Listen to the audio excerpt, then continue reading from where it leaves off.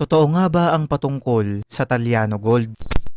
Mga kaibigan, ang kwento ng Taliano Gold Mystery ay isa sa pinakasikat na urban legend sa Pilipinas. Nagsimula itong umusbong noong 1970s hanggang 1980s o ang panahon ng Marcos era. Ito ay patungkol sa isang pre-colonial royal family sa Pilipinas o ang Taliano family na pinaniniwalaang pinakamakapangyarihang pamilya sa tinatawag noon na Kingdom of Maharlika bago pa man dumating ang mga Espanyol sa ating bansa. Ayon sa kwento, ay meron daw silang toneto-neladang mga ginto at isa daw si former President Ferdinand Marcos Sr. sa nakatanggap at nabigyan ng mga gintong ito dahil siya ang nagsilbing abogado ng pamilya. Muling sumikat ang kwentong ito noong 2016 at 2022 presidential elections na ginamit naman ng ilang mga makamarkos nung kampanya. Kaya lang ayon mismo sa Bangko Sentral ng Pilipinas ay wala raw silang record ng kahit na anong Taliano Gold at ayon pa sa ilang historian ay wala rin daw dokumentong magpapakita na totoo ang existence ng tinatawag nga nilang Taliano family o kahit na anong Taliano clan. May iba naman ang kinokonekta ito sa tinatawag na Yamashita's Treasure